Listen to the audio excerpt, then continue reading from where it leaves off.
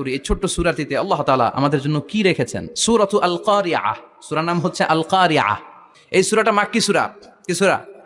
বিশ্বনবীর জীবনে দুইটা ইনিংস, একটা মাক্কি ইনিংস আর একটা মাদানী ইনিংস। বিশ্বনবীর জীবনে দুইটা ইনিংস, একটা মাক্কি ইনিংস আর একটা মাদানী ইনিংস।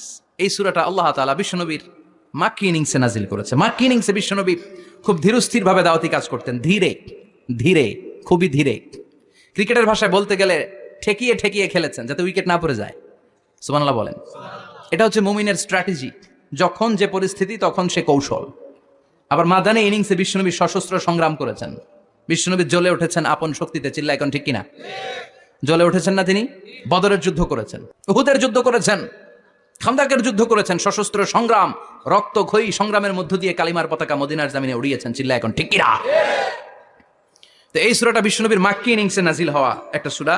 এই সূরার আয়াত সংখ্যা হচ্ছে 11টি। কয়টি? সবাই বলেন কয়টি?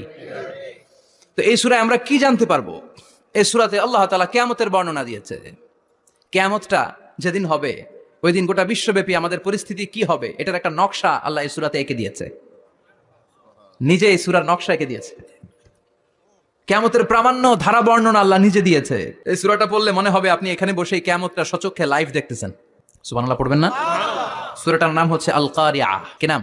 আল কারিআহ। সবাই বলেন কি নাম? আল কারিআহ।